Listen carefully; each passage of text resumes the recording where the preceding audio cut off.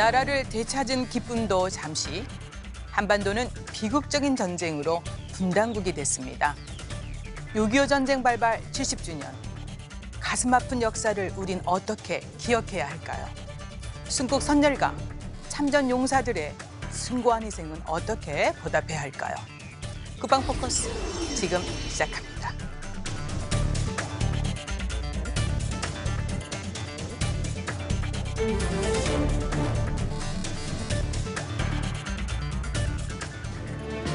북한의 기습 남침으로 전쟁이 시작되자 주저하지 않고 기꺼이 전장으로 향한 이들이 있습니다. 오후는 국민 통합의 지름길이고 강한 국방의 출발입니다. 숭고한 희생에 어떻게 보답해야 할까요? 지금부터 달라지는 보훈 정책을 살펴보겠습니다.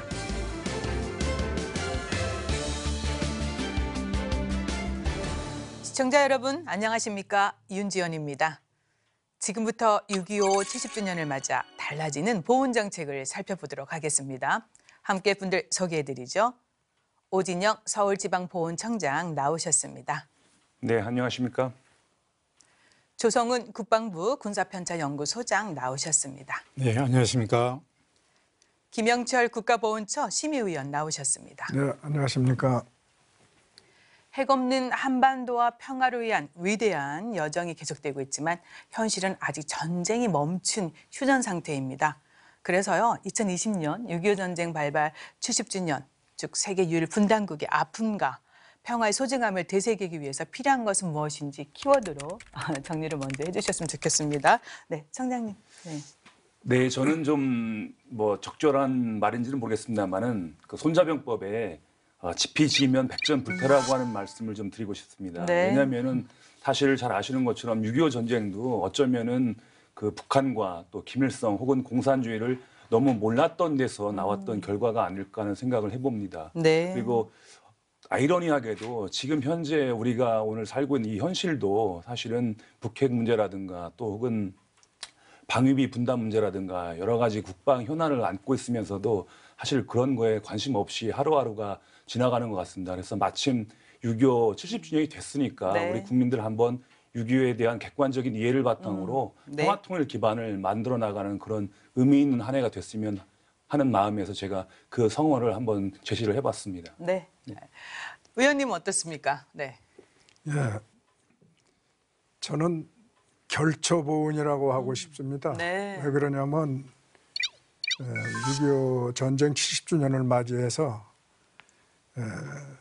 미국 헌신한 우리 희생자들 또 참전 용사들을 그 국가에서는 보훈 정책을 뒷받침하면서 네. 그들에게 보훈하는 그런 마음다짐을 가져야 되지 않는가 하는 생각에서 한번 사자성어로 잡아보았습니다. 네, 결초보훈. 네, 많은 분들이 아마 공감할 겁니다. 네, 수장님. 네. 6.25 전쟁 70주년이 되었다는 것은 전쟁이 나던 1950년에 앳된 20대 병사가 90세에 이르렀다는 것을 의미합니다. 네. 그래서 이번 이 올해에 그분들의 희생정신과 공적을 되새기는 한편 나아가서 한반도에 평화를 정착시킬 새로운 변화가 필요할 때다 이렇게 말씀드리고 싶습니다. 네, 한반도에 평화를 정착하기 위해서 변화가 필요한 시점. 네, 참전 용사들의 그 숭고한 희생 정말 잊어서는 안 되겠죠. 네, 중요한 말씀들을 이제 해주셨는데 그럼에도 불구하고 한 여론조사관에서 이제 한반도에서 전쟁이 발발할 경우에 어떻게 할 것이냐, 즉 젊은 세대 참전할 것인가에 대한 여론조사를 했는데 답이 참전하겠다는 의사가 그 50%도 못 미쳤다고 합니다. 네, 의원님, 사실 몇 년 전에 비슷한 질문을 던졌을 때 많은 젊은 세대들이 즉 50%가 넘었습니다. 참전하겠다. 그래서 그들을 우리가 신안보 세대라고 불린 적도 있습니다. 지금의 이런 변화, 어떤 요인에 의해서 이렇게 의식 변화가 있는 건지, 정말 안보 의식이 약화되고 있는 건지 어떻습니까? 예. 그런 면을 생각해 볼 수도 있겠죠. 네. 그런데 그거보다는 사회적 풍조가 문제가 아닌가 이런 생각을 해봅니다.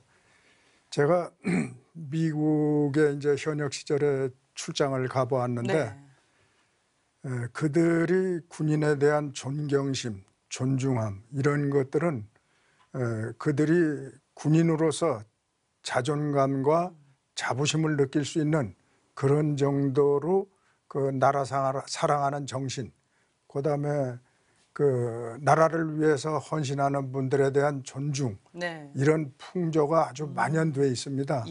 그러다 보니까 그들은 마음 놓고 나가서 싸울 수 있는 그런 자신감이 거기서 나오지 않나 이런 생각을 해보았습니다. 네.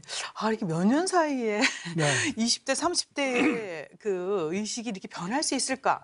그래서 이제 의원님께서는 어떤 사회 풍조 정말 중요하다는 말씀 해주셨습니다. 자, 이제 이렇게 전문가들 의견 들어봤는데요. 여기서 결 붙일 게 이제 사실 보훈 정책 정말 중요하지 않습니까? 참전 용사들을 다시 한번 또 되새겨보고 그들의 희생이 없었다면 오늘날 대한민국이 없습니다. 그래서 좀 더 내실 있는 보훈 정책을 위해서 청장님의 역할 중요해지고 있는데 올해 달라지는 보훈 정책 소개해 주시겠습니까? 네, 여러 가지가 있겠습니다만은 되게 이제 저희들 보훈 정책을 얘기할 때는 그 선양 분야, 또 보상 분야, 또 복지 분야 이렇게 이제 크게 유형을 나눠볼 수 있을 것 같습니다. 그래서 그 순서대로 좀 말씀을 한번 드리겠습니다.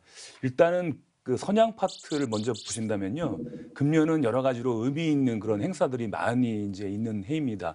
잘 아시는 것처럼 뭐 우리가 6.25 70주년 때문에 이 자리를 이제 만들고 있습니다만 그 밖에도 그 5.18 40주년이 되고요. 또 우리나라 민주주의의 초석을 또 놓았던 4.19가 60주년이 되고 또 독립운동과 관련해서는 청산리 봉오동 전투가 100주년이 되는 해입니다. 그래서 이런 분야에서 다양한 행사를 대대적으로 추진할 계획으로 있고요.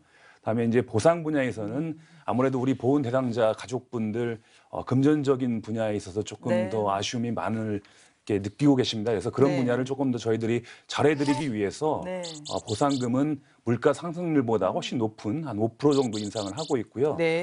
참전 명예수당만 하더라도 30만 원에서 금년부터는 32만 원으로 이렇게 높여서 또 지급을 해드리고 여러 가지 어떤 다른 수당 분야도 굉장히 조금 그 흡족하지는 않지만 저희들이 나름대로 높여 드리려고 노력을 이제 했다는 말씀 제가 드리고 싶습니다. 그리고 복지 관련 분야에서도 사실 우리 보훈 가족 여러분들이 이제 계속 고령화가 되고 계십니다. 그래서 어떤 의료의 수요가 많다 보니까 의료비를 지원을 해드리기 위해서 의료비를 본인이 내시는 부분을 좀 더 줄일 수 있도록 저희들이 그런 분야를 많이 노력해서 약 131만 명이 금년도에 추가적인 혜택을 보실 걸로 생각을 하고 있고요.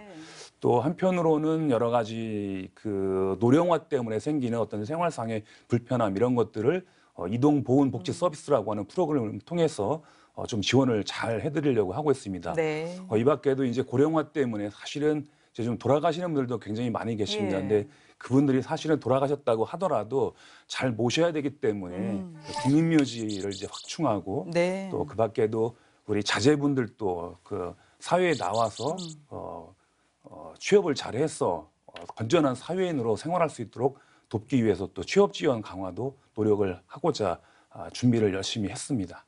그렇군요. 선양, 또 보상, 또 복지, 의료, 또 의료, 취업. 정말 취업까지요. 맞습니다. 활발한 그 보훈 정책 추진을 꼭 부탁드리겠습니다.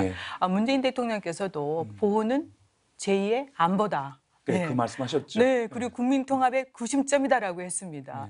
더불어서요, 국가를 위한 헌신을 잊지 않고 보답하는 나라는 국정 과제로도 채택해서 추진되고 있습니다. 그래서 의원님께 좀 더 묻겠습니다. 보훈 정책의 어떤 지향점, 구심점, 좀 더 이렇게 좀 강조해 주시고요. 지금 청장님께서 소개해 주신 이런 보훈 정책에 대해서 어떻게 생각하시는지. 저도 이 지금 보훈처에서 추진하고 있는 그런 그 보상이라든가 또 여러 가지 그 기념 행사 이런 것은 바람직한 상태라고 보고, 그런데 보상에 치중하다 보면 제 생각은 너무 그건 또 국가 예산하고도 또 직결되는 문제가 있기 때문에 그래서 그 보상은 보상대로 하되 그 적절성을 어떻게 유지하느냐. 외국의 사례를 보면은 그 우리보다는 훨씬 그 나은 그런 보상 제도를 유지하고 있는 건 사실입니다. 네. 그런데 이제 그런 부분에서 우리가 뒷받침할 수 있는 연구를 아마 거듭해야 되겠죠. 네. 그런데 이제 제가 보는 관점은 아까도 말씀드렸지만은 이 사회적 보장 또 학교에서부터 네. 자라나는 아이들에게 그 나라 사랑 정신을 교육시킬 것을 어떻게 하겠느냐. 네. 그렇게 해서 국가를 위해서 헌신하는 분들에 대한 존경심을 우러나오게 그렇게 하는 그 정신적 사고를 제고시키는 것도 상당히 중요하다 이렇게 생각을 하면서 네. 아까 그 청장님께서 말씀하신 대로 금년이 사실은 그 뭐 봉오동 청산리 승전 예. 저는 승전이라고 하고 싶습니다. 기념 100주년. 그다음에 또 덧붙여서 금년에 광복군 창설 80주년입니다. 예. 예.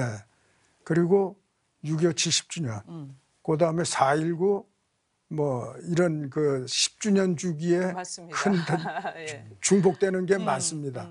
그러다 보니까 그런 것을 기념을 하되 그래서 10주년 단위로 그런 기념을 이렇게 하는 것도 중요하지만 제 생각에는 그 매년 이 그들을 상기하고 잊지 않을 네. 그런 그 반복된 그런 행사를 홍보를 잘해서 국민적 공감대를 형성할 수 있는 그런 모습으로 가야 되지 않겠나 이런 생각을 해보았습니다. 정말 굉장히 중요한 말씀을 해주셨습니다. 보훈 교육의 중요성 다시 한번 이제 깨닫는 순간인데요. 소장님도 덧붙일 거 있으시죠? 예. 네. 그 저희 연구소에서도 참전유공자분들을 자주 뵐 수 있습니다. 네.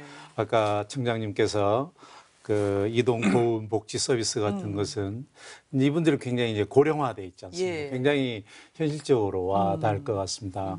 그 참전유공자들도 이제 명예수당이 올라가고 또 그 의료 보호면에서 그 감면 혜택이 꽤 많습니다. 네. 그런 부분에 대해서 국가가 유공자분들께 그 대우를 드린다는 네. 자긍심을 느끼고 계신 걸로 저희도 느꼈습니다.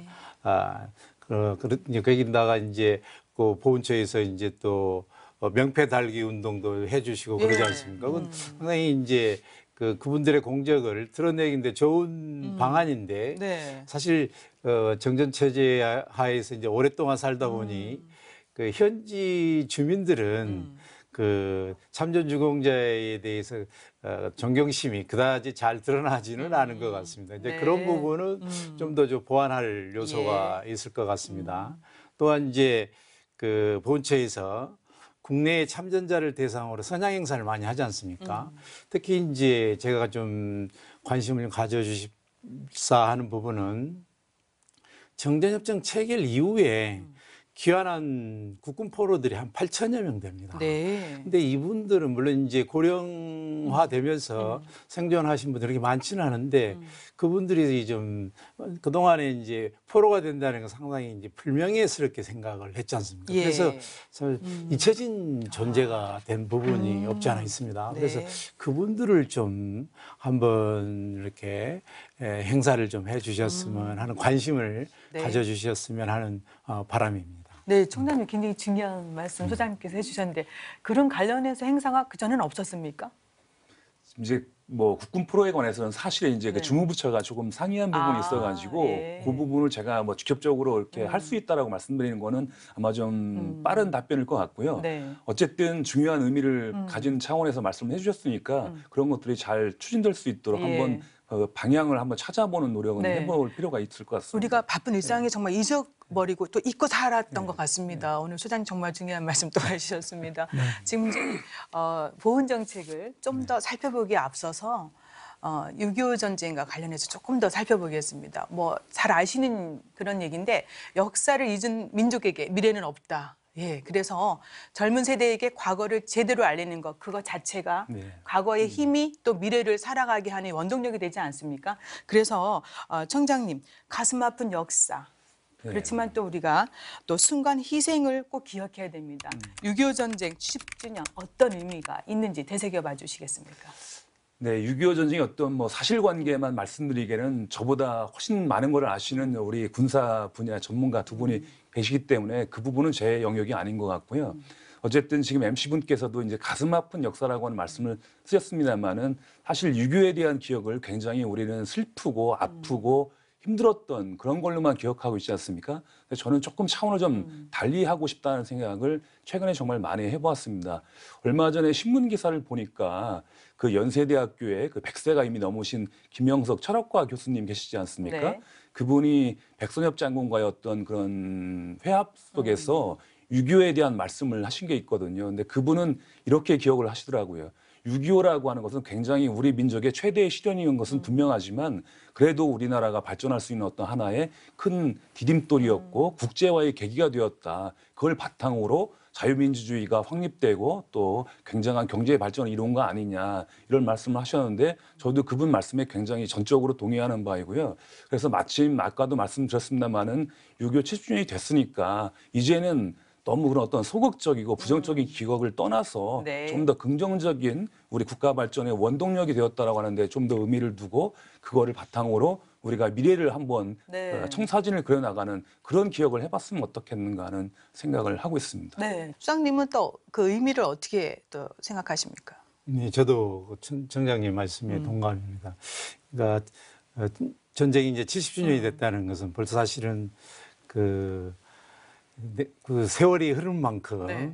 사실 6.25 전쟁을 냉전 시대 유물로 이렇게 여길 만한 세월이 흘렀습니다.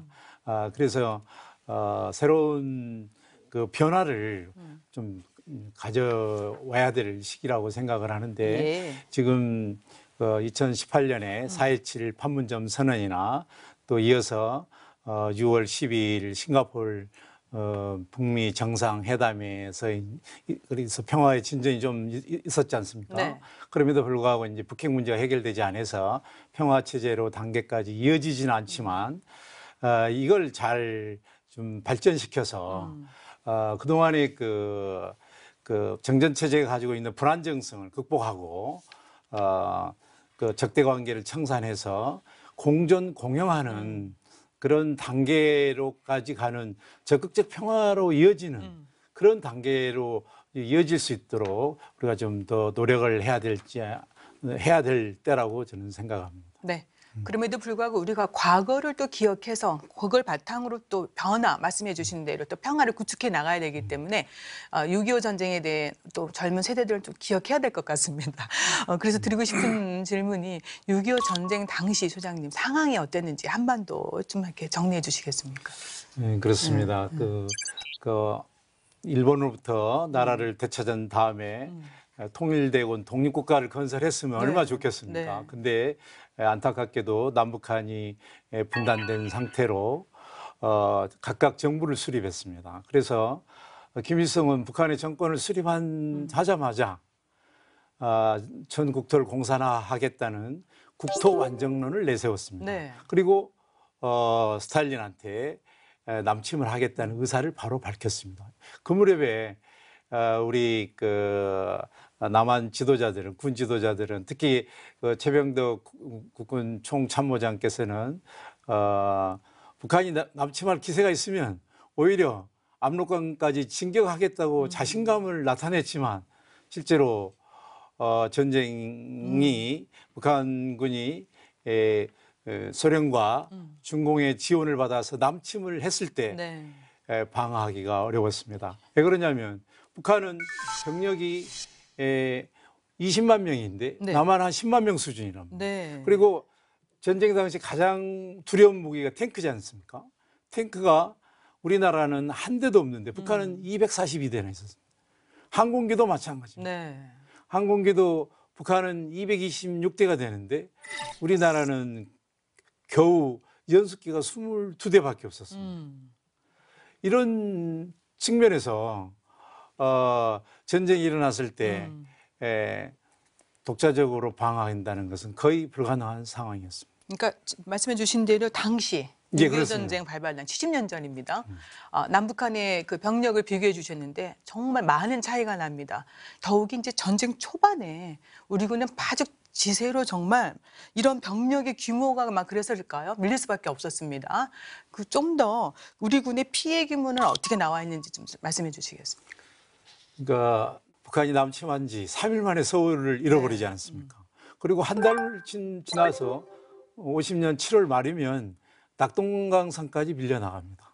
그래서 낙동강 방어선에서 구체적인 낙동강 방어선에서 국군과 유엔군이 필사적으로 항전한 당시 모습을 약간 소개를 하겠습니다. 당시에 8월 6일 하루만 해도 국군 225명이 전사했고 또 127명이 부상을 당했으며 85명이 실종당했습니다. 9월 15일 전투에서는 국군이 355명이 전사했고 491명이 부상을 당했으며 666명이 실종당하는 치열한 전투가 벌어졌습니다. 당시 물론 미군도 그만큼 많은 전상자가 발생했습니다. 그래서 3년 동안의 그 국군 전사자만 벌써 14만 명에 이르는 피해를 봤던 것입니다. 네. 청장님, 정말 갑작스럽게 발발한 전쟁이었습니다. 그렇죠. 네. 그런데 그 당시 많은 젊은이들이 주저하지 않고 조국을 지키기 위해서 앞장섰습니다. 전선으로 향했는데 이제 전쟁 중에 사나하신 분들도 많이 계시고 또 가족의 품으로 돌아왔지만 뭔가 마음이 많이 또 지금까지도 아파하시는 분들이 많이 계시더라고요. 이제 궁금해지는 게 6.25 전쟁 참전 용사들 또 유공자들 어떻게 지금 살고 계시고 명예로운 삶을 또 살게 하기 위해서 많은 노력을 하고 있는데 상황이 어떤지요? 글쎄, 개략적으로만 말씀드리면요. 아까 뭐 소장님도 말씀이 계셨습니다마는 6.25 전쟁 발발 당시 또 혹은 3년여간의 전쟁 그 끝까지 우리 대한민국의 이름으로 참전했던 대한민국 국군은 약 90만 명 정도로 추산을 하고 있습니다. 그리고 그중에는 정말 안타깝게도 돌아가신 전사자가 계신 거고 또 몸을 다치셔가지고 이제 상위 군인이라고 했죠. 그래서 그런 이름으로 이제 전역하신 분이 계시고 또 한편으로는 뭐 다행스럽다라고도 하는 말씀을 드려도 될 것 같습니다만은 몸을 다치시지 않고 다행스럽게 이제 전역을 하신 분들이 계십니다. 그런데 전사자의 유족들과 또 전상을 입으신 분들은 사실은 전후에 미흡하긴 하지만 국가적인 지원을 꾸준히 해드려 왔습니다. 그래서 교육 지원이라든가 취업 지원 또 의료 지원 이런 것들을 했었고요. 지금 사실은 이제 말씀하시는 어떤 주된 포커스는 국가적인 어떤 감사와 지원이 조금은 뭐 미흡했다라고 볼까요? 이제 그런 분들은 정말로 이제 다 전투를 하셨어도 몸을 이렇게 다치지 않고 전역하신 분들이 계신데 저희들 지금 현재 집계를 내고 있는 것은 이제 시간이 많이 흘러서 많이 돌아가셨고 약 그 90만 명 중에 그 참전 유공자 6.25 참전 유공자 이름으로 살아계신 분은 약 9만 명 정도로 보고 있습니다. 그래서 이 9만 명에 대해서 저희들은 명예를 높여드리고 또 혹은 생활상의 좀 편의를 갖게 하고자 여러 가지 서비스를 이제 하고 있는데요. 아까도 말씀드렸던 것처럼 일단은 참전 명예수당이라고 해서 이분들이 품위 있는 생활을 할 수 있도록 조금 지원을 해드리고 있고요. 그다음에 보훈병원 또 혹은 그 집 근처에 위탁병원이라고 하는 곳을 운영하고 있는데 거기에 가시면 의료비의 90%를 감면을 해드리고 또 있습니다. 또 이분들이 몸이 이제 좀 불편하신 분들이 많으니까 아까도 말씀드렸던 것처럼 그 각종 요양 지원 또 혹은 뭐 가사 지원 서비스 이런 것들을 해드리고 있습니다. 그래서 또 한편으로는 이분들의 명예를 정말 높여드릴 수 있는 방법이 무엇인가 해서 문재인 정부가 주도적으로 해나가고 있는 사업인데요. 그 명패 달아드리기 사업을 통해서 이분들이 비록 70년이라고 하는 세월은 흘렀지만 아직도 국가가 잊지 않고 있다라고 하는 어떤 자부심을 느낄 수 있도록 하는 그런 선양 사업도 병행해서 지금 열심히 하고 있습니다. 네, 명패 달아드리기 사업 작년부터 시작된 거잖아요. 그렇죠. 네, 쭉 이어지고 그런 걸 통해서 또 꾸준히 또 기억이 됐으면 좋겠는데 근데 청장님 그럼에도 불구하고요. 의원님 실질적으로 의원님 생각하시는 그 참전 유공자들의 생활 실태 어떻다고 보십니까? 예, 제가 그렇지 않아도 그 좀 생활 실태가 어떤가 하고 한번 자료를 찾아봤습니다. 저희 5,100만 정도 인구 아닙니까? 그중에 기초생활수급자가 한 3.2% 그 수준입니다. 그런데 저희 그 이제 참전 용사 중에는 어떤 그런 상태인가 하고 또 찾아보니까 기초수급자 약 한 160여만 중에 네. 한 3.2%가 해당되는 그런 인원이고, 그러면 생활 수준이 그렇게 낮지는 않은데 그럼 뭐가 문제인가라고 따져봤어요. 네. 따져봤더니 이 가족 관계가 핵가족화되면서 많이 이제 해체되는 그런 과정에서 노후 생활이 불안정한 거죠. 네. 예. 그런 과정에서 나이가 들면서 많이 몸이 아프지 않습니까? 네. 그 건강상의 문제가 대두가 되고, 네. 그거를 돌보아줄 시스템이 없는 거예요. 그 가족이 돌보아야 되는데 우선 가족 관계가 불안정하고, 그 다음에 그러면 나라가 도와줘야 되는데 나라에서는 아직 그런 단계까지는 진입을 못했고, 네. 그래서 이들이 그럼 가지고 있는 애로가 뭔가 하니까 우울증 환자가 상당히 증가되어 있더라고요. 네. 그래서 많은 대부분의 분들이 그 가족 관계 불안정, 생활의 불안정, 자기 건강상의 네. 이유 등으로 해가지고 그 많은 그 우울증을 호소하고 있는 네. 그런 자료들이 나오고 있습니다. 아, 그러니까 이런 자료들이 이제 앞으로 고령화되어 가고 또 네. 사실 고령이십니다. 네. 참전 유공자들의 돌봄 시스템이 좀 확충됐으면 좋겠습니다. 네. 지금 이제 말씀하신 게 좀 첨언을 하면요. 네, 네. 그래서 우울증 얘기를 하셨는데 네. 저희 그래서 작년부터 본격적으로 이분들의 어떤 심리적인 문제를 그 좀 돌봐드리기 위해서 네. 심리재활센터라고 하는 것을 운영을 하고 있습니다. 그래서 서울 여의도에는 이제 집중센터라고 해갖고 본부격의 어떤 기관이 있고요. 네. 각 지방청 단위별로 이분들 그 심리적인 상담이라든가 또 혹은 그 여러 가지 그 정신적인 문제들을 좀 돌봐드릴 수 있는 어떤 그 기능을 할 수 있는 조직을 갖추고 운영을 하고 있습니다. 네, 그리고 몸이 많이 불편하시기 때문에 또 그런 센터를 못 찾아가시는 분들은 또 직접 찾아가서 원격으로도 방문을- 이제 할 수 있는 방안도 예. 저희들이 고민을 하고 있고요. 네, 좀 홍보도 좀 많이 해주시고요. 그래도 강조드리고 싶은 게 아니, 미국을 포함해서 6.25 전쟁에 참전했던 유엔 참전국들, 예. 예, 뭐 그분들의 희생 없이 또 대한민국이 오늘 존재하지 않습니다. 사실은. 그래서 그런 나라들은 보훈 정책을 어떻게 하고 있는지 또 다른 나라들 포함해서요. 또 보훈처에서는 또 많은 연구도 하고 있고 예, 예. 또 그런 나라와 비교해서 우리가 이제 부족한 거 채워나가고 계십니다. 그런 나라들을 살펴봤을 때 가장 인상적이고 특징적이고 또 우리가 받아면 좋을 만한 그런 정책이 좀 있습니까? 어떻습니까?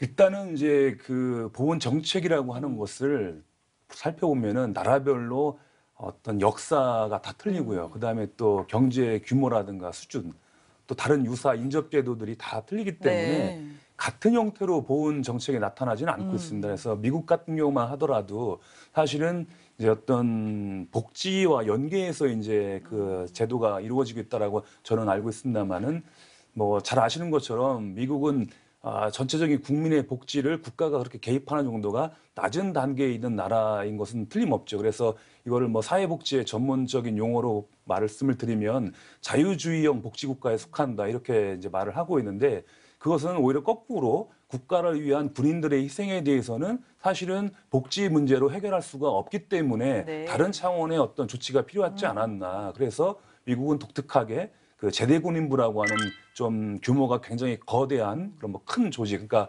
연방 정부에서도 아마 규모가 세 번째로인 걸로 네. 제가 알고 있거든요. 그래서 그런 조직을 운영하게 된 것은 다 그런 어떤 역사적인 배경이 있는 거 네. 아니겠는가 싶고요. 예. 또 그래서 아까 이제 어떤 주요한 정책 사례 말씀하셨는데 제가 보기에는 아까 위원님도 말씀하셨지만 그 국가를 위한 희생, 특히 군인들과 또 혹은 치안 유지를 위한 경찰, 또 혹은 요즘 들어서 뭐 화재도 많이 나고 하는 어떤 소방 네. 이런 공익에서 이렇게 제복을 입고 일을 하시는 분들에 대한 존경심이 관건이라고 저는 생각합니다. 그래서 뭐 물질적으로 아무리 좋은 제도를 만들고 해도 그 효과를 보고 또 국민들로부터 성원을 얻기 위해서는 정말 그 정신 자세가 좀 필요하지 않는가 싶은데 예를 들자면은 제가 알고 있는 바로는 미국의 어떤 한 병사가 이제 저가 항공을 이용해서 어딘가로 이제 이동하고 있었는데 사실은 저가 항공에서는 전부 다 먹을 것도 그냥 주는 게 아니고 사게끔 하지 네. 않습니까? 그러니까 그 비용을 걱정하는 모습을 주위에 있는 승객들이 이제 탑승객들이 네. 보면서 이 병사에게 내가 점심을 대접하고 싶다라고 하니까 그 주변에 있던 많은 승객들이 호응해가지고 오히려 점심값을 해결하고도 돈이 충분히 남았다는 네. 그런 일화가 있을 정도로 미국은 뭐 단편적이긴 합니다만은 네. 그럴 정도로 그 제복 입은 분들에 대한 존경과 또 혹은 바라보는 시선이 굉장히 따뜻하고 그런데 네. 사실 저희들 같은 경우는 정말 드리기 어려운 말씀입니다만은 군복무를 하는 거에 대해서도 좀 자조적인 말씀도 많이 좀 있고 또 혹은 제복 입은 그 군인을 뭔가 좀 비하하는 듯한 말도 많이 하고 있는 걸 보면 그 문화가 많은 차이가 있고 네. 그런 것 때문에 어떤 제도적인 문제보다도 네. 정치적인 문제를 먼저 해결하는 것이 어쩌면 이 보훈의 가장 큰 문제가 아닐까 하는 저는 그런 생각하고 있습니다. 네, 각 나라 이제 특징별로 다릅니다. 네. 그런데 이제 우리 말씀해 주신 대로 귀에 쏙 오는 게 있어요. 보온 의식, 보온 그렇습니다. 문화 확산. 예, 좀 더 노력을 해야 되겠습니다. 맞습니다. 어찌됐든 중요한 거는 우리도 나라로 해서 희생하신 분들이 좀 더 명예롭고 그렇죠. 평화롭게 자긍심을 가지며 또 이렇게 살게 해야 되는 게 더 필요하지 않습니까? 맞습니다. 올해가 벌써 국방비가 50조 원 시대가 열렸습니다. 예. 그래서 보훈 예산이 정말 확충이 되겠죠.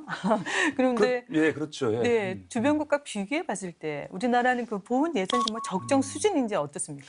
근데 그것도 사실은 네. 좀 비교할 기준이 네. 물론 뭐 좀 더 정밀한 연구를 할 필요는 있긴 합니다만은 왜 그러냐면 지금 좀 전에 말씀드렸던 미국 같은 경우는 그 세계 경찰로서 뭐 이라크 전쟁 또 아프가니스탄 전쟁 지금 현재도 많은 어떤 전사자와 또 전상자들을 이렇게 발생시키고 있는 그런 나라가 아니겠습니까? 그래서 제가 알고 있는 바로는 미국의 그 보훈 대상자는 약 한 3천만 명 정도 되고 뭐 네. 약간의 어떤 차이가 있겠습니다만은 그의 인구 규모로 보면은 6.5%에 해당한다고 합니다. 그런데 네. 우리는 사실 6.25 전쟁으로 인해서 가장 큰 피해가 있었고 그 이후에는 월남전, 그 다음에는 국지도발로 인한 어떤 피해 이렇게 해서 저희들은 지금 5천만 인구 중에 약 한 84만, 90만 명 정도가 이제 네. 보훈 대상으로 되어 있는데 그런 인구의 차이를 또 감안하고 또 예산의 비율을 이렇게 비교를 해보면 거의 같은 비중으로 나오는 어떤 그 결과를 제가 봤거든요. 네. 그러니까 꼭 어떤 예산 비중이 높다고 해가지고 보훈의 수준이 높고 낮고 이런 것보다도 아까 말씀드렸던 것처럼 정말로 우리 보훈 가족들이 네. 자긍심을 가지고 살 수 있게끔 보훈 정책을 가장 합리적인 것으로 만들어서 네. 정말 효과가 나는 그런 정책을 운영하는 것이 가장 필요하지 않을까 저는 그런 생각하고 그럼 있습니다. 보훈 예산 점유율을 비교해 봤을 때 우리나라가 결코 낮은 수준은 아니다라는 말씀이시죠? 지금 제가 알고 있는 바로는 감히 네. 저는 그렇게 좀 말씀을 드리고 싶습니다. 네, 뭐 예. 알겠습니다. 좀 더 많이 확충되기를 우리는 좀 네. 기대해 보고요. 위원님, 사실은 지금 설명해 주셨지만 뭐 미국과 이렇게 딱 단편적으로 비교할 수는 없습니다. 그렇지만 한정된 재화를 또 효율적으로 우리가 사용해야 되는 건 뭐 아무리 강조해도 지나치지 않습니다. 그래서요, 실질적으로 제도 개선 뒷받침돼야 되는 게 이런 건 꼭 했으면 좋겠다는 거 의견 주시고 또 어떤 뭐 보완책이랄까요? 지급 수준에 대해서도 한번 말씀해 주시겠습니다. 예, 방금 그 청장님 말씀하신 대로 저도 미국, 캐나다, 영국 뭐 이런 나라들을 뭐 좀 찾아봤습니다. 네. 비교를 해봤는데 그렇게 차이 나는 거는 뭐 이렇게 두드러진 거는 없지만 네. 약간의 그들이 이제 저 앞서는 것은 분명합니다. 그리고 제가 알기로는 캐나다 같은 경우는 보훈 기준 예산 중에 매년 그 물가 상승률의 기준으로 해서 자동으로 우선 기본적으로 그 증액을 시킵니다. 네. 그리고 거기에서 부가적으로 또 추가되는 그런 요소가 있으면 그거는 이제 심의 과정에서 네. 추가시키고. 네. 그런데 우리는 일단 국회에서 네. 모든 것이 승인이 돼서 이렇게 하다 보니까 어떤 때는 뭐 정치적으로 좀 휘말릴 때도 좀 없잖아 있는 네. 그런 문제도 있는 것이 안타깝습니다. 네. 그래서 다소 이제 제도적으로 우리가 이제 보훈처에서도 관심을 가져야 될 게 아까 말씀드린 그런 이 지금 얼마 생이 남지 않은 6.25 참전 어르신들에 대해서 네. 우리가 그분들을 모시는 차원에서 그분들이 아픈 곳, 가려운 곳이 어딘가를 찾아서 맞춤형 복지를 해드려야 되지 않느냐. 우울하면 우울함을 극복할 수 있는 네. 거, 생활이 어려우면 생활의 어려움을 뒷받침할 수 있는 네. 거. 그런 차원에서 아마 보훈처에서는 많은 연구의 연구를 네. 거듭해야 될 것으로 알고 있습니다. 네, 보상금 지급 수준에 대해서는 꾸준한 제도 보완 필요할 것 같습니다. 어쨌든 보훈 정책의 사각지대나 틈도 발생하면 안 될 것입니다. 네. 근데 또 매년 가짜 국가 유공자들이 또 나타나십니다. 그래서 이제 그들이 부정수급 신고까지 지금 접수되고 있는데 이게 또 국정조사의 단골 메뉴입니다. 청장님. 이런 부분에 대해서 실제 상황이 어떻고요? 예, 어떻게 관리되고 있습니까? 저는 그 분야도 오늘 이 자리를 통해서 약간 해명을 좀 드리고 싶은 생각이 예, 있는데요. 하십시오. 사실은 국정조사에서 단골 메뉴인 건 맞습니다. 근데 아까 이제 우리 예산 말씀하셨습니다만 네네. 금년도에 저희들이 5조 6천억 정도가 됩니다. 그중에 보상금이 약 한 4조 1천억 정도로 해서 이제 우리 보훈가족분들에게 다 이제 달달이 나누어지는데요.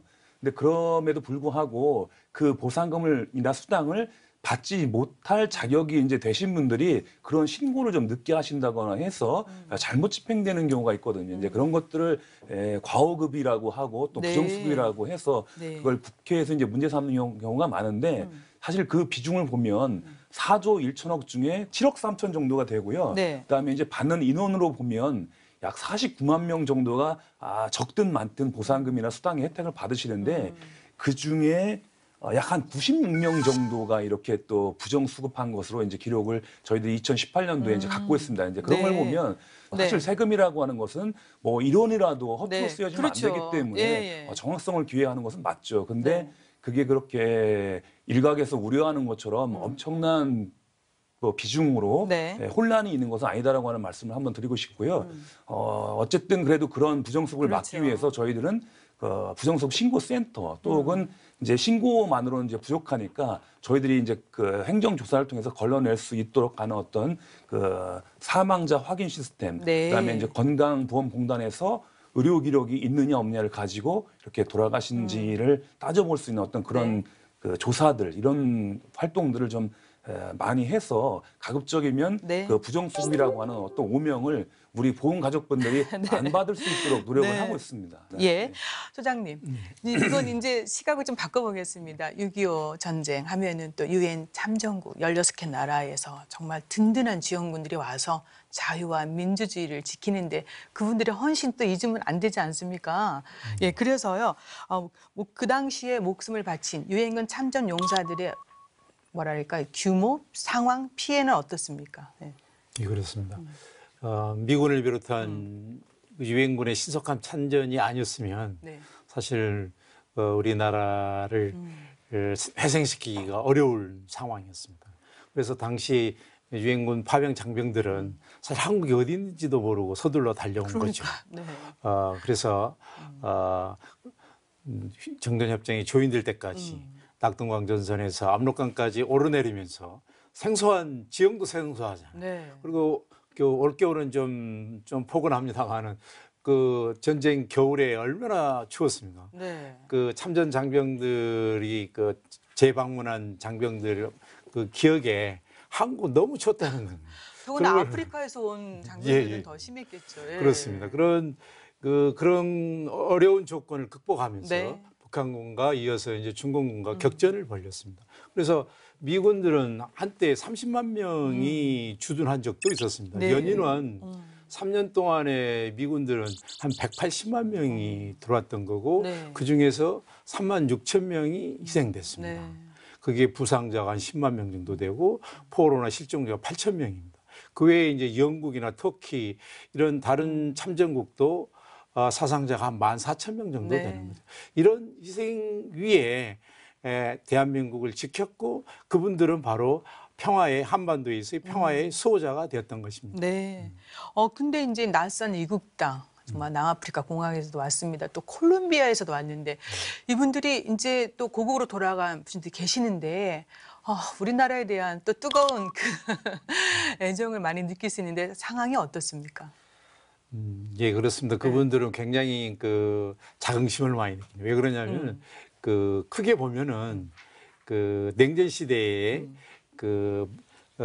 자유주의 그 자유를 수호하는 유엔 참전국으로서 공산주의를 이제 물리치면서 결국은 나중에 1990년대 공산주의가 붕괴됐지 않습니까? 그게 그 기여했다는 측면도 있고 네. 당시 그리고 한국에서 보면은 전쟁 당시에 지금은 서울 거리가 빌딩 아파트 숲으로 뒤덮여져 있습니다만은 당시에는 가옥이나 건물들이 모두 파괴돼서 네. 서울에서도 몇 킬로 정도까지 내다볼 수 있는 이렇게 황폐화됐단 말이죠. 네. 당시 거리에는 많은 고아들이 있고 또 거린들도 많아가지고 음식을 구걸하든가 해가지고 거의 그 당시 보면 상황을 보면은 그 참전 군인들이 보기에는 야 한국은 그야말로 좌절된 상태구나.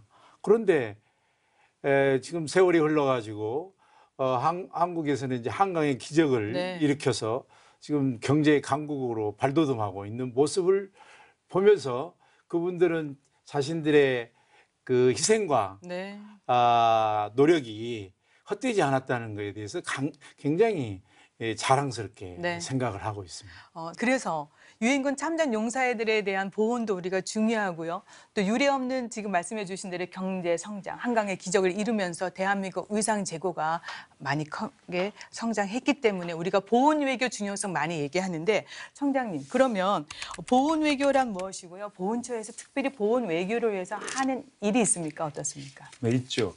네, 사실 보훈 외교라고 하면은 뭐 아까 지금 소장이 말씀하셨습니다마는 그 콜롬비아 그 군인들이 굉장히 이렇게 참전한 거에 대해서 자긍심을 느끼고 한다라고 말씀을 해주셨지 않습니까? 이제 그런 어떤 상대에 대한 호감 이런 것들을 네. 활용해서 자국의 어떤 발전을 이루고자 하는 것들이 이제 외교일 텐데 그 외교를 보훈의 방식으로 하겠다는 것이 이제 보훈 외교인 거죠. 그래서 사실 이제 6.25 참전 국가들의 숫자라든가 이런 것들이 후속 연구를 통해서 조금 더 늘어났습니다. 예전에는 뭐 참전 16개국 하다가 이제 의료지원국 해가지고 21개국 하고 물자지원국 해서 60여 개국 이렇게 이제 늘어났는데 그런 나라들이 갖고 있는 우리 대한민국에 대한 기억은 사실은 우리가 거꾸로 이렇게 되새겨주지 않으면은 네. 항상 못 살았던 나라, 힘들었던 나라, 내가 가서 지켰지만 지금 어떻게 돼 있는지 잘 모르는 나라 이런 건데 그런 것들을 우리가 보훈 외교를 통해 가지고 이렇게 발전했다라고 하는 거를 그분들을 초청해서 알려드리고 혹은 또 저희들이 그 현지에 가서 알려드리고 하는 활동들을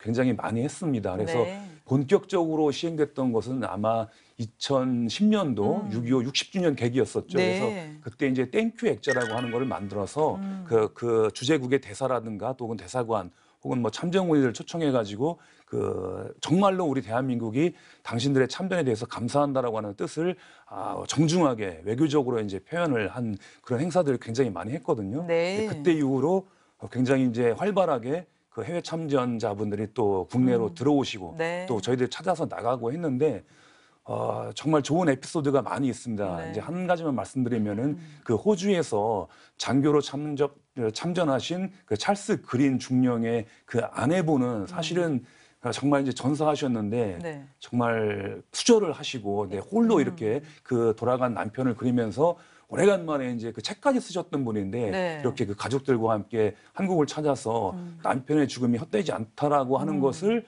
널리 이렇게 알리고 하는 것이 정말 호주와 또 혹은 대한민국뿐만 아니라 네. 전 세계에서 얼마나 이게 큰 의미를 갖는 그런 홍보가 되는가 하는 걸 생각하면 보훈 외교의 중요성은 뭐 아무리 강조해도 지나침이 네. 없을 것 같고요. 사실은 그 외교관들 사이에서도 사실 보훈 외교라고 할 때 조금 이게 뭐지라고 네. 하는 생각도 하셨었는데 네. 사실은 그 주재국에서 행사를 막 해보면서 네. 정말로 호응이 좋고 한다라고 하는 걸 느끼게 되니까 네. 상호 협조가 우리 국가보훈처와 그 공관들하고의 협조 관계가 굉장히 좋은 영역이 바로 이 보훈 외교인 것으로 저는 알고 있습니다. 네, 맞습니다. 그리고 또 6.25 전쟁 하면은 빠놓을 수 없는 게 있죠. 혈맹으로 이어진 한미동맹. 그래서 보훈 외교를 또 한미동맹에 또 잘 접목하면 좋지 않냐 이런 의견이 있는데 의원님 생각은 어떻습니까? 예, 아주 좋은 말씀입니다. 사실은 그 미국 아까 우리 저 소장님도 말씀하셨지만 그 메모리얼 파크에 가 보면 알지도 못하는 나라, 가보지도 못한 나라. 그런데 우리 아들 딸이 가서 싸워서 값진 희생으로 그 자유를 지켰다고 네. 뭐 이런 문구가 있지 않습니까? 그와 마찬가지로 미국인들은 이 자유민주주의 이거에 대해서 아주 지대하게 그 생각이 깊고 네. 아주 높이 평가를 하고 있습니다. 근데 이제 우리 보훈처에서도 말씀하신 바 마찬가지로 이 찾아가서 하는 외교, 그다음에 그분들을 초청해서 또 예우해주고 발전된 우리 대한민국의 모습을 이렇게 보여주는 외교, 이것도 외교거든요. 네. 그들에게 이제 가가지고 이 보훈 외교라고 뭐 할 수 있는 것보다도 하여튼 보훈 정책의 일환으로 고마움을 표시하기 위해서 그분들을 초청해서 연회도 베풀고 위로 행사도 하고 선물도 주고, 또 그분들 초청해서 또 마찬가지로 그런 행사를 하고, 네. 그런 데 대해서 그 사람들은 많은 고마움을 느끼고, 아까 저 소장님 말씀하신 대로 대한민국의 발전상을 보고 다들 놀라고 그런 것을 보고서 네.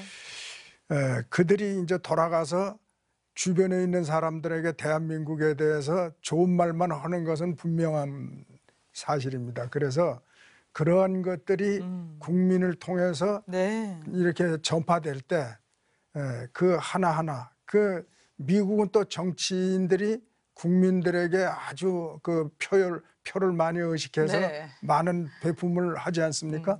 그러다 보니까 그 여론이 네. 좋게 상승작용을 해서 시너지 효과를 나타낼 수 있기 때문에 네. 그런 것들이 정책에도 반영이 돼서 예. 한미 동맹 외교에 큰 역할을 할 수 있지 않나, 이런 생각을 해봅니다. 결국은 의원님 말씀해 주신 대로 이제 피플 파워 이게 어마어마한 힘을 발휘하지 않습니까? 그렇죠. 6.25 전쟁 유엔군 참전 용사와 그의 가족들이 또 자기 나라에서 자국에서 또 친한 세력이 돼서 민간 외교관이 되는 겁니다. 그래서 보훈 외교 더 꾸준히 강화해 나가야 될 것 같은데 이제 지금까지 6.25 전쟁 70주년을 맞아서 달라지는 6.25 그러니까 관련한 보훈 정책 또 살펴봤고요. 지금 이제 서울지방보훈청이 국가보훈처의 이제 중추기관으로 역할을 많이 해주고 계시는데 다양한 기념 사업 특별히 소개해줄 거 있으십니까 혹시? 네, 한 4가지 정도만 네, 소개를 하겠습니다. 네. 사실은 이제 6.25 70주년이라고 해서 국민들에게 어떤 그 평면화된 그런 방식으로 6.25를 잘 기억하고 잊지 말자 이렇게만 하는 것은 아마 그 효과가 그렇게 높지 않다라고 생각합니다. 그리고 뭐 프랑스라든가 혹은 뭐 미국, 영국, 캐나다 전부 다 이렇게 선진국들은 국민과 함께하는 체험형 행사를 통해서 자국의 역사를 기억하고 또 국민들의 어떤 정체성을 형성해 나가는 것이 보통입니다. 그래서 저희들도 같은 취지에서 그런 행사들을 이제 계획을 했는데요. 첫째로는 이제 음악회를 같이 한번 열고자 합니다. 그래서 통상은 저희들이 음악회도 어떤 실내에서 좀 초청 인원들만 한정해서 이렇게 좀 음악회를 하고 했었는데 금년도에는 그 광화문 광장을 이렇게 열어서 네네. 오히려 모든 시민들이 6.25에 관한 의미를 조금 더 뭐 흥겹다라고 하는 표현은 좀 그렇긴 합니다만 어쨌든 의미 있게 그 네. 의미를 되새길 수 있게끔 그 음악회를 한번 해볼 거고요. 그 다음에는 또 각종 운동, 스포츠를 통해서 이제 한번 그 의미를 되살리고자 하는데 예. 첫째는 그 한강 방어선 전투가 사실은 그렇게 잘 알려져 있지 않습니다. 그 전쟁 초기에 그 한강 인도교가 끊어지고 하면서 그때의 어떤 아픈 기억들만 이렇게 서로들 기억하고 있는데 사실 그것을 떠나서 한강 방어선이라고 하는 것은 굉장히 우리나라가 그 유엔 참전의 어떤 시간을 벌기 위해서 네. 처절했던 그런 순간이었고 그때의 희생을 조금 더 의미 있게 기억할 네. 필요가 있기 때문에 그 한강 주변에서 우리 시민들과 함께 걷기 대회를 해볼까 합니다. 그래서 예. 그 주변을 걸음으로써 그때 희생했던 우리 또 막 그 힘차게 뛰고 또 그 뭔가 방어를 해야 했던 우리 그 선배 그 전투 병들의 국군들의 예. 또 숨소리를 한 번쯤 네. 느껴보는 그런 계기도 만들어 보고 싶고요. 그다음에 또 한번 그 DMZ라고 해가지고 지금 네. 이제 분단이 돼서 갈 수 없는 것 또 혹은 출입이 굉장히 어려운 곳으로 되어 있습니다만은 네. 거기에서는 이제 자전거 대회를 열어서 그 평화의 어떤 깃발을 올리고 우리가 6.25를 제대로 상기하고 기억함으로써 이 DMZ라고 하는 아름다운 자연 공간을 조금 더 멋진 그런 우리 국가 자산으로 활용하고자라고 하는 어떤 그런 계기도 한번 또 만들어 보고 싶습니다. 또 한편으로는 그 분단을 통해서 자기 삶이 좀 제약을 받지 않을 수밖에 없었던 그 민통선 지역의 주민들 있지 않습니까? 네. 이제 그런 분들은 사실 많은 부분을 감내하고 뭐 이렇게 또 인내하면서 살아오셨던 분들인데 네. 저희들이 찾아가는 그 시네마 서비스를 통해서 네. 뭔가 유교에 관련된 의미로 그렇게 행사를 하지만 네. 그분들을 좀 더 위로해 줄 수 있는 그런 행사를 해서 정말 국민을 통합시키고 네. 또 국론을 하나로 뭉칠 수 있는 그런 유교 행사를 준비를 하고 있습니다. 네, 지금 뭐 시간이 짧아서 다 들을 수는 없지만 어쨌든 들어보니까 국민들의 공감, 참여 없이는 다 또 행사가 잘 이루어지지 않을 것 그렇죠. 같아서 그런 것도 좀 많이 노력해 주시고요. 많은 또 결과 좋게 나오기를 기대해 보겠습니다. 예. 이제 지금까지 이제 보훈 정책 개발 또 여러 가지 제도 보완에 대해서 얘기를 많이 들었는데요. 결국은 국민들의 호응이 정말 중요할 것 같습니다. 그래서 마지막으로 이제 달라지는 보훈 정책을 중심으로 또 효율적인 추진을 위해서 당부나 다짐의 말씀 있으시면 좀 짧게 부탁드리겠습니다. 소장님 먼저 해주시겠습니까? 네. 예. 청장님께서 이제 함께하는 보훈 행사를 네. 강조하셨으니까 그 전적으로 동감합니다. 그런 행사를 추모 행사라든가 기념 행사를 꼭 이제 하게 되는데 네. 그때 보면은 사실 대부분 이제 그 고령자분들이 참석하는 경우가 많고 학생들 중등학생이나 대학생들이 그 젊은 청장년들 참여가 굉장히 좀 네. 아쉬운 점이 많아 보입니다. 그러니까 이런 점을 아마 착안하셔서 아마 네. 이렇게 참여하는 보훈 행사를 하시는 걸로. 근데 그런 부분이 좀 더욱더 좀 강화될 필요가 있을 것 같습니다. 그리고 사실 아직도 미등록된 유공자들도 꽤 많습니다. 네. 그래서 저희 연구기관과 이렇게 공동으로 좀 노력을 한다든가 해서 좀 적극적으로 국가에서 좀 발굴하는 네. 그런 노력도 좀 필요할 것 같고 또 그 과정에서 이제 꼭 전적 영웅이나 뛰어난 그 스토리가 있는 경우가 아니지만 지역 단위로도 그 참전자들의 네. 스토리를 좀 채집해서 정리하는 그런 프로그램도 좀 개발해서 좀 지원해주는 예. 그런 배려가 알겠습니다. 있었으면 좋겠다는 생각입니다. 예. 네, 의원님 좀 짧게 좀 말씀해 주세요. 네. 지금까지 이제 보훈 정책에 대해서 좋은 말씀 많이 들었습니다. 근데 저는 그거를 지속적인 홍보가 좀 다소 미흡하지 않나 이런 네. 생각을 해봅니다. 왜 그러냐면 안 하는 건 아니고 열심히 하고 있거든요. 네. 그럼에도 불구하고 국민들이 체감하지 못하는 것은 홍보를 좀 더 적극적으로 다양한 방법을 통해서 아까 그 행사 그런 거 아주 좋은 착안이십니다. 그래서 그렇게 해가지고 네. 그렇게 해서 공감대를 확산시키고 그래서 참전 용사뿐만 아니라 국민 모두가 네. 고마움을 느끼고 또 이 자존감을 높여줄 수 있는 네. 그런 분위기를 조성하는 게 중요하다고 생각합니다. 정말 중요한 말씀 꼭 짚어주셨습니다. 네, 청장님 조금 짧게 좀 정리 마무리 부탁드리겠습니다. 네, 지금 금방 소장님과 위원님 말씀해 주신 것처럼 저희 홍보를 강화하고 또 국민 체험을 더 이렇게 높여 나갈 수 있도록 많은 노력을 하겠습니다. 사실은 국가 보훈이라고 하는 것은 어떻게 생각하면 우리가 지금 잘 모르고 있지만 숨을 쉬는 공기와 같은 존재 아닐까 싶습니다. 그래서 일종의 어떤 정신적인 사회 간접 자본이라고 할 수 있는데요. 이 보훈을 하지 않으면 어쩌면 우리는 이렇게 누리고 네. 있는 번영을 잃어버릴지도 모릅니다. 그래서 네. 이 번영을 잃지 않기 위해서라도 국민들의 많은 성원과 관심을 부탁드리겠습니다. 네. 6.25 전쟁 발발 70주년 그리고 지구상의 유일한 분단국입니다. 그래서 올해 특별히 말씀해 주신 대로 보훈이 뭔지 보훈 정책을 통해서 또 홍보가 돼서 국민이 또 관심을 더 가질 수 있도록 공감할 수 있도록 많은 행사 부탁드리고요. 두 분도 계속 조언 부탁드리겠습니다.